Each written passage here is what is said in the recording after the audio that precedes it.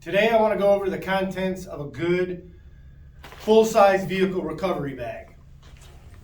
I offer most of the components to put together a really good bag of recovery equipment that I consider the most used stuff, the best stuff, a good comprehensive kit to carry. I kind of want to use this video to go over what the contents of those bags are.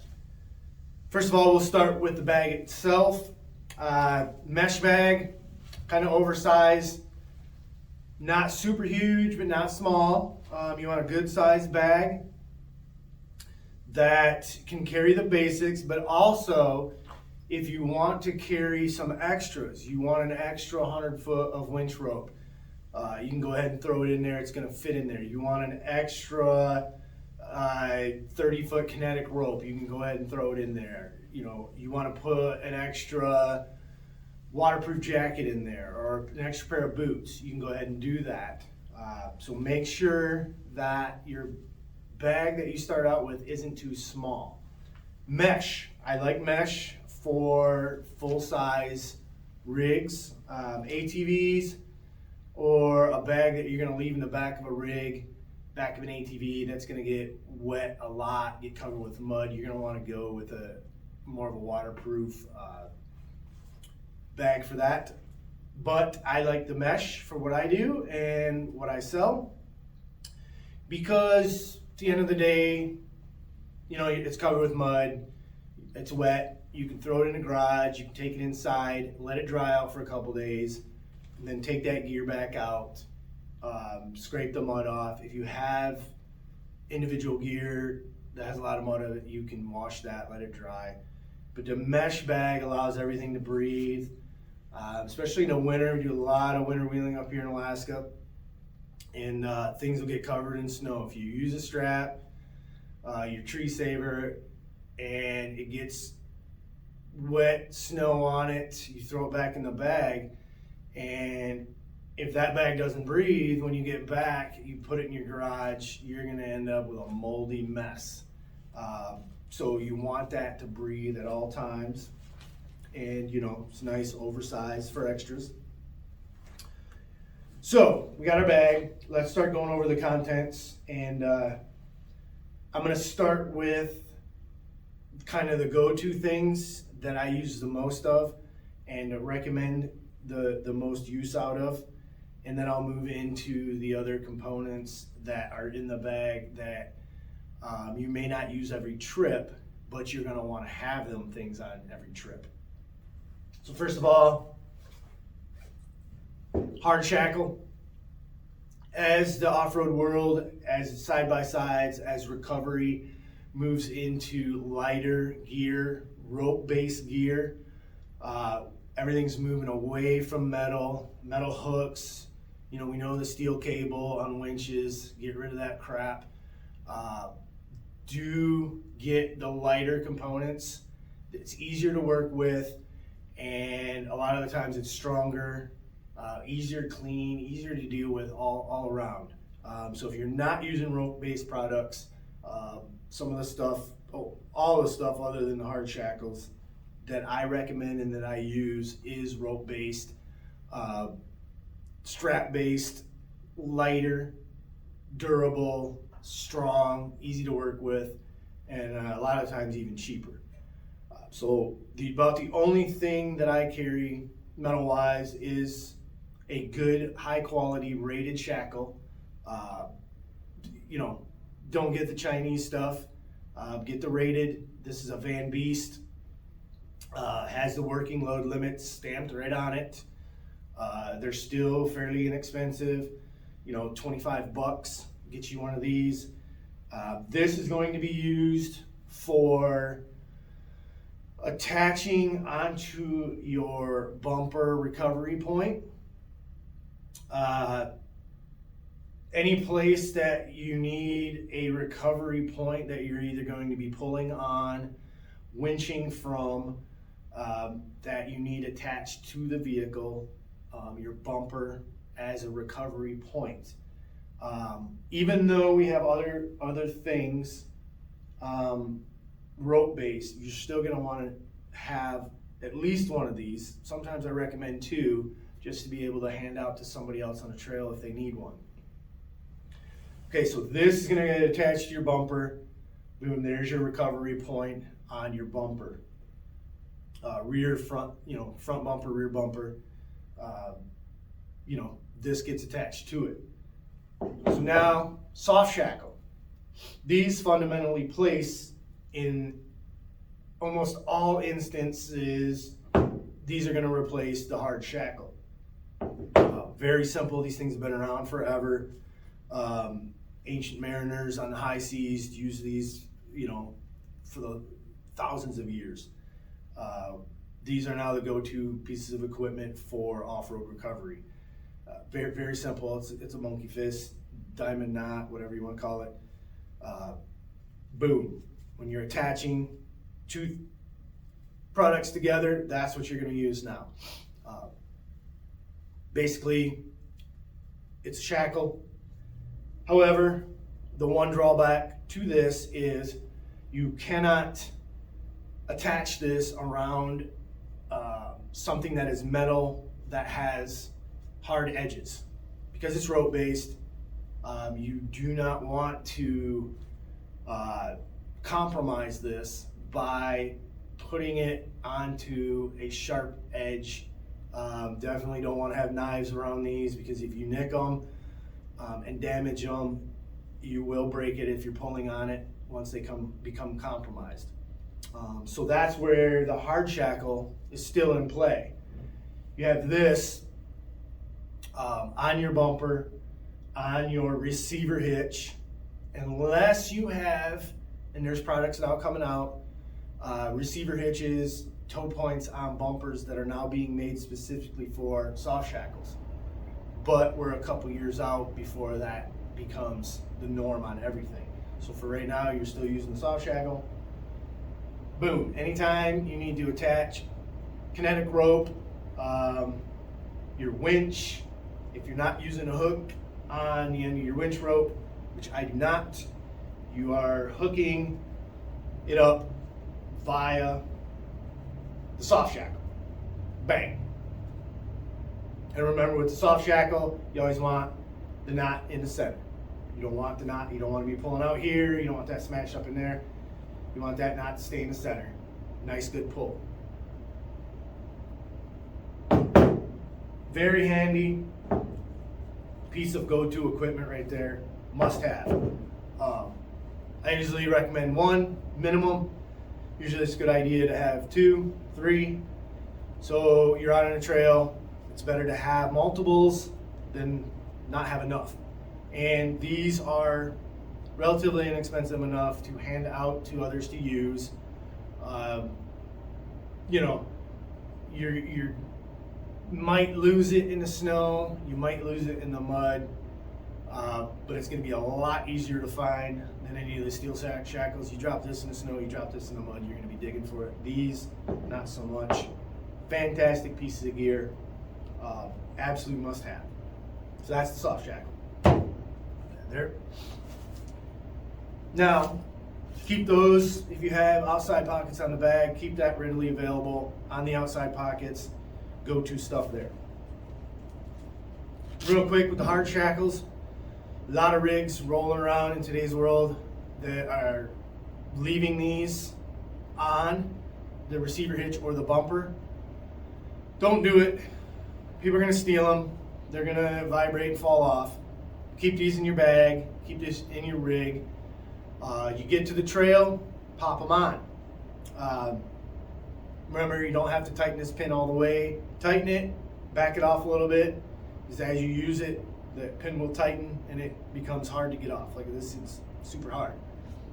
So, don't store these on your vehicle. Keep them inside until you're on the trail, and be aware that when you're on trail, there is a possibility that these will rattle loose and fall off.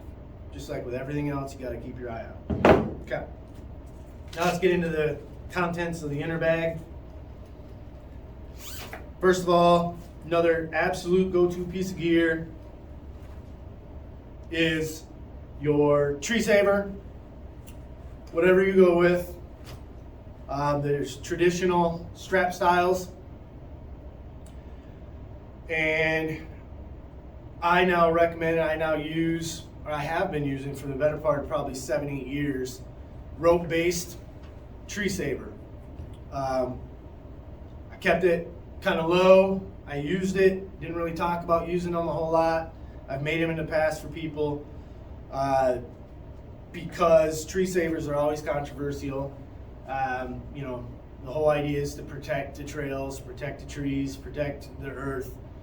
And you start talking about using trees as anchor points. You know, some people will absolutely swear by the strap because it gives a wider area that goes around and protects the tree more. I have used rope style for years, and I will say that it does not damage the tree. As you pull on it, that rope does flatten out. If I had ever damaged a tree, if you're pulling this into a tree, into the bark, to where you're damaging the tree, you're also going to be damaging the rope. I wouldn't use gear in a manner that would cause it to become damaged over and over. I wouldn't knowingly do that.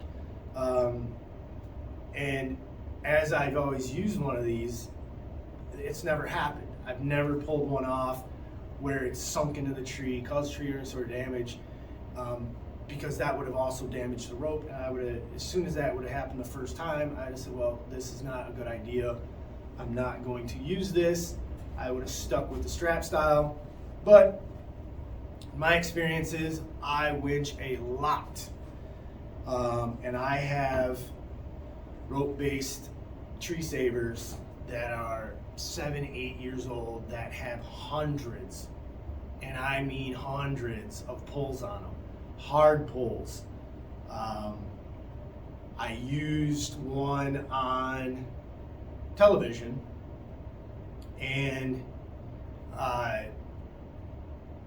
you know, years ago, and same thing, worked fantastic, but it's only been within the last year that others are promoting this style and others are selling this style.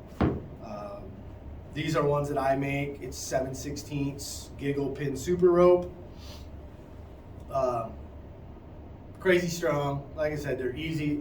Basically, is a giant soft shackle. No different than what I just showed you in the small version. Boom. You're throwing this around the tree, and you're hooking onto that, pulling it.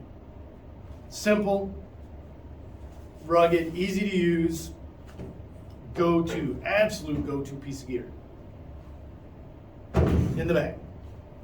Now, let's get on to Snatchbox. Most people know or have seen or heard about a Snatchbox.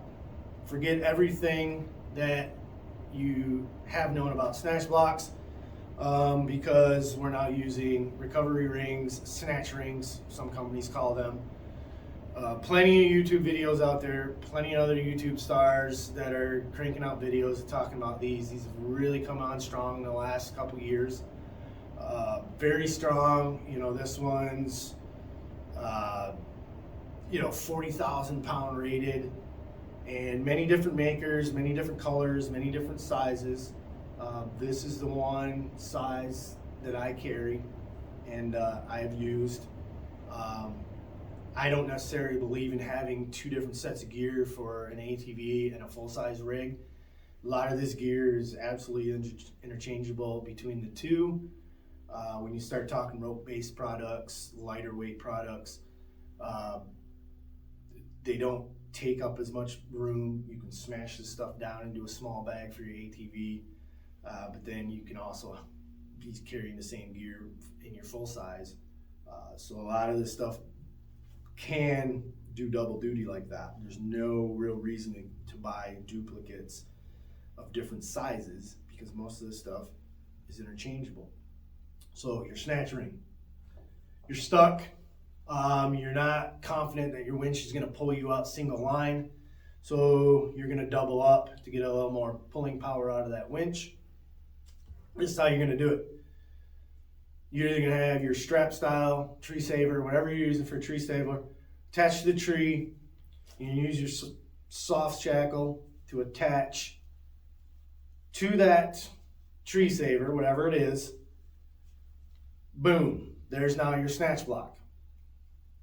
It's attached. Here's your tree saver attached to the tree over here. Here's your block. Your winch rope goes through that.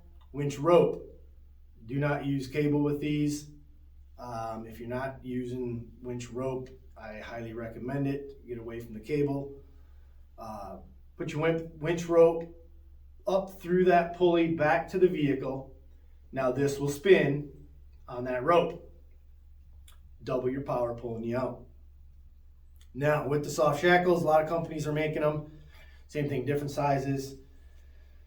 You know, these are 12 millimeter giggle pin super ropes. Same thing, 40,000 pound rated, super crazy strong. They're big. You're in the snow in Alaska, you're dropping this stuff, you got gloves on, you want big gear that's easy to work with. You don't want the small little crap that makes everything more difficult. You want the bigger, easier stuff. Some companies, it's all about the accessories and the little gadgets and changing up how they look to sell their products. They'll put like a nylon sleeve here, they'll wrap them with different things. Fine and dandy, they can up the price, they can sell their stuff, they got their little marketing things going on. However, comes down to friction. You want that ring to spin with less friction. You start adding other nylon to that, you're adding more friction, you're adding more heat. None of that stuff is really necessary, the nylons, and I like to shy away from it. You have to have it on the tree saver, no doubt about that. But you gotta be careful with this stuff. You gotta realize that your gear is gonna get dirty. It's gonna get frozen, it's gonna get worn. You're gonna use it. You need to be able to see it. What's happening under that nylon sleeve? You don't know. Much better, much easier not to have all those gimmicky things on your product because you can see this. You know, years ago when I was in the Marine Corps, everyone wanted to have nice, pretty painted steel shackles. You lay your gear out on during an inspection. Here comes the company commander, the battalion commander, whoever, coming out of the Marine Corps, coming down through there to do an inspection, and some of them were all right with spray painted shackles that looked clean, they looked pretty. Others, and I stood many inspections, and there were times once I was a vehicle commander, once I was in a position where I just wasn't the guy laying out the gear, but I was responsible for the vehicle, I was responsible for the gear, all of that. I did not spray paint hard shackles because you have to do visual inspection on all your gear all the time, as much as possible. You want to be able to see a crack. You want to be able to see a flaw. You want to be able to tell relatively easy by looking at a piece of gear whether it's compromised. You start painting things, you start putting nylon sleeves and gadgets and gizmos and things that look cool on your gear. That's covering up your ability to do an easy, quick visual inspection to know that your gear is still serviceable and ready to go. So that's the Snatch Ring. Highly recommended. Get rid of the big clunky, ridiculous snatch blocks. Go with the recovery rings. Okay, now we're getting down into some of the gear that necessarily isn't used on every trip, but it's almost paramount to have this stuff. Not necessarily go-to gear, but must-have gear. So let's get this one out of the way. Everyone's favorite in today's world. Kinetic Ropes. Many different names based on who's produced them and who's selling them. I use and sell Master Pull. Master Pull has been around the off-road world for decades. US made, extremely high quality stuff. Spectacular company to work with. You're gonna pay a little extra for the quality, but hey, it's what you get. So, Kinetic Rope. This is going to be used, and depending on the circumstances, often abused. Theories behind this is a kinetic rope. It will stretch 30%, retains that energy, and then brings that energy back. Vehicle comes unstuck, you're snatching it out with that kinetic energy that's stored. Basically, think of a giant bungee cord, or a rubber band. We all know bungee jumping used to be popular. I've done it. Basically, this is the same concept. You have that stretching force to snatch a vehicle out. This one, 20-footer, 30-footers are popular. And same thing, you're hooking this up with your soft shackle to your recovery points on a vehicle. And this is meant to pull a vehicle out of a stuck situation. Now, I do not like kinetic ropes. I try not to ever use them. I always default to a winch. I have very expensive winches. A winch you can control so much better. You don't have the stored kinetic crazy force in a good winching recovery. I've seen enough use out of these on trails to where they scare me because they're too easy. It's too easy for somebody with limited experience to use one of these, and they misuse them. People have a tendency to back all the way up to the stuck vehicle and get this crazy run because they think the faster they can go, the more energy they're going to produce. It's going to stick, unstuck the vehicle, pull it out. Sure, it'll work. It'll work until it doesn't, and something crazy is going to happen. And it's so much more difficult to control the situation when you're using one of these. I recommend using a kinetic rope like this in a lightly stuck situation. You come across, or you're on a trail run with others, somebody slips off a trail, they need to be pulled up back onto that trail easily.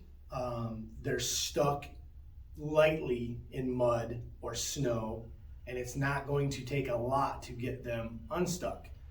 And the vehicle participating in that recovery that's not stuck can easily get to them. You're in an area where you have room to work, people aren't in the way. It's a nice, safe area, safe recovery. These can be used to easily pull somebody out. What I don't like to see, and I've seen enough of it, and it gets crazy. Psychologically, people want to hook this up. It's quicker way to recover somebody. So they want to maximize that quickness. They want to look cool for everyone with their cell phones out, videotaping. They want to put on a show, rev up their motor. It becomes an ego thing. How I'm going to snatch this person right out. And they back all the way up and they do the crazy run at it. And sure, 9 times out of 10, the vehicle's going to pop right out. But why take the risk if it doesn't just pop out? There's a huge risk when using one of these. Why even put yourself in a situation that something crazy could happen, something dangerous? Why put the people standing there videotaping that are probably too close to begin with? Why put them in danger when there's other methods, other gear that you can be using, such as your winch, that you can control far better and do a much safer recovery with. So yeah, these have their places. You got to understand. I consider this, you know, a last ditch effort if you have to, but mostly a light recovery situation where it's not going to take a whole lot. And the more you use these, the more you should be able to understand when the best time to use them is. You know, one thing I will go over real quick. So this is a 20 footer. I sell both 20 and 30 foot. Psychologically, everyone wants 30 foot. And I say to them, okay, here's a 20 foot. Well, I want a 30 foot. Why do you want the 30 foot? It's psychological. 30 foot, that extra 10 foot, really is not going to give you any other benefit than the 20 foot. But psychologically, that's 10 more feet that people can back up and get that crazy running head start. Everyone wants that 30. If they know that 30-foot kinetic rope is available, that's what they want. They want that psychotic, crazy takeoff.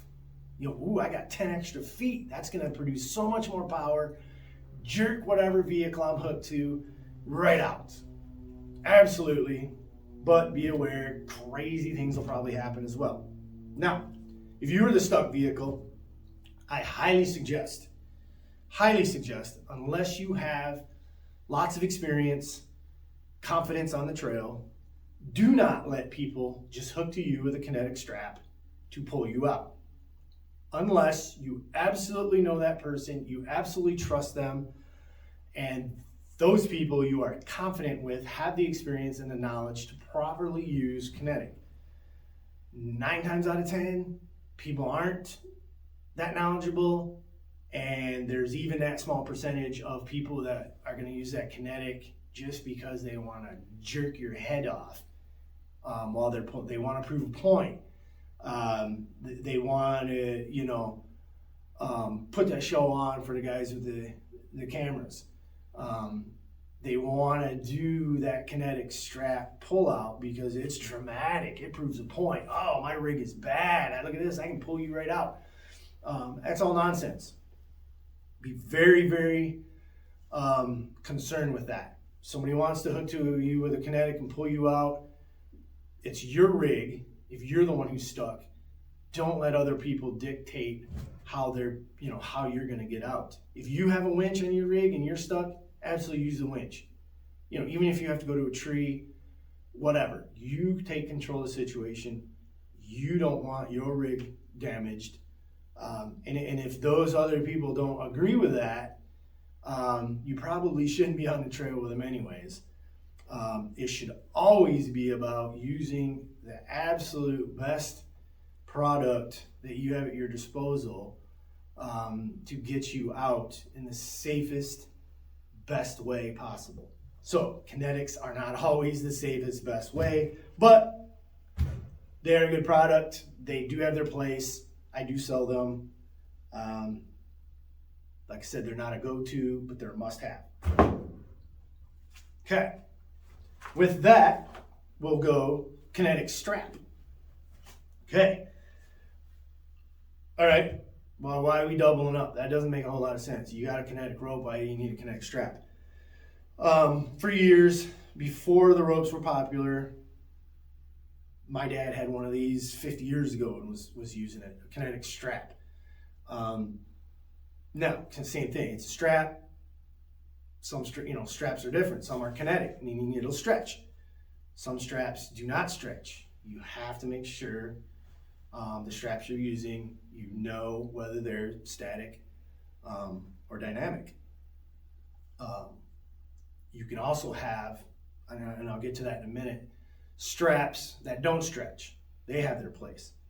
But this is a kinetic 20-footer, 3-inch. Why would I carry this when I already have the kinetic rope? Well, this is much less expensive Same thing, you can use this to pull somebody out, but it's the same thing as I talk about with the rope.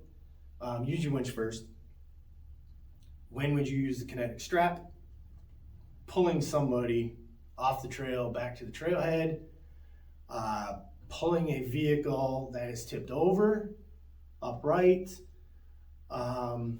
Use an inexpensive strap in all those situations that you don't want to use your expensive kinetic and risk it getting damaged. Almost every time that you're going to ever pull somebody any length of distance, a couple miles, even if it's a few hundred feet, if you're pulling them on the trail, they at some point are going to absolutely run over whatever you're pulling them with, and there's that opportunity of damage.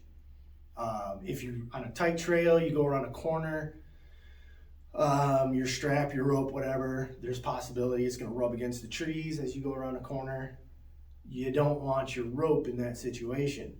Use the less expensive strap. You're going to get the same benefit out of it. It's going to give you a nice controlled way of pulling somebody off of a trail back to the trailhead, a few hundred feet to get them out of a rutted up area or whatever back on a solid trail.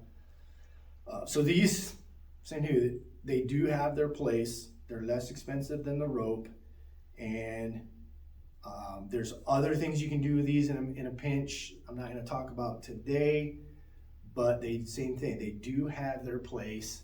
I do recommend carrying them. So there we go, the kinetic strap. Now, let's get into the last thing here. For this kit, extra winch rope. Your winch rope extension. Now, I make and sell what end up being 40 feet or 44 feet winch extensions. To me, that's a good, length. You don't always need 100 foot. Needing 100 foot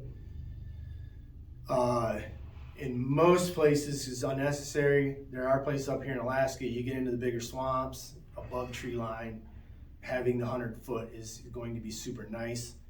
But that's the off-roaders that are going to be in those situations know who they are predominantly, so they're already going to understand that they're going to need 100 foot, whether they're out hunting or if they're going to go on trails, known trails here in Alaska that do cross the big swamps.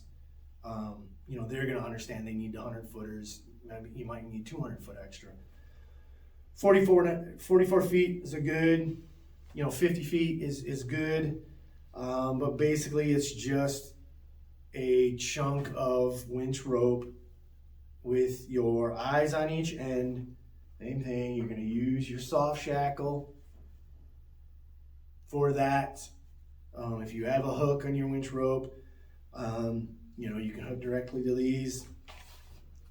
Bang, you're going to get out there, you're going to get to your ground anchor, you're going to get to your tree that's out there a little bit past your 100 foot rope that you have on your winch. So in situations where these are needed, they become invaluable. These sometimes can make the difference of a 20-minute recovery or an all-day, all-night, 2-day fiasco of maybe calling in for help, another rig. If you only had 20 more feet of rope, those type of situations. So yeah, very good, not necessary, but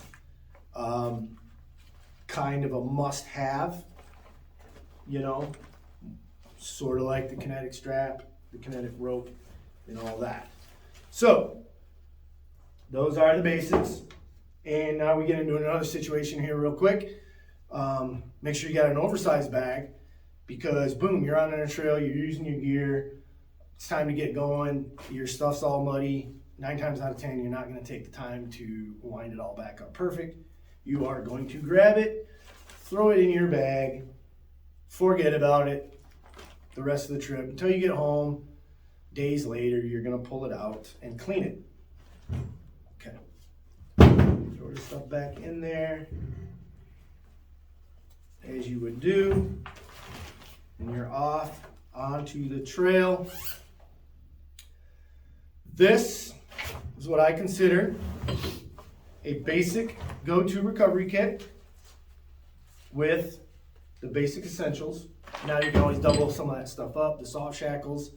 Of course, double those up, triple them up. Hard shackles, carry more than one. Tree saver, you stash one in here as, an extra in case something happens. But this is going to give you the basics, high quality stuff that you can depend on just about every off-road trip. Thank you for watching. See you on the trails.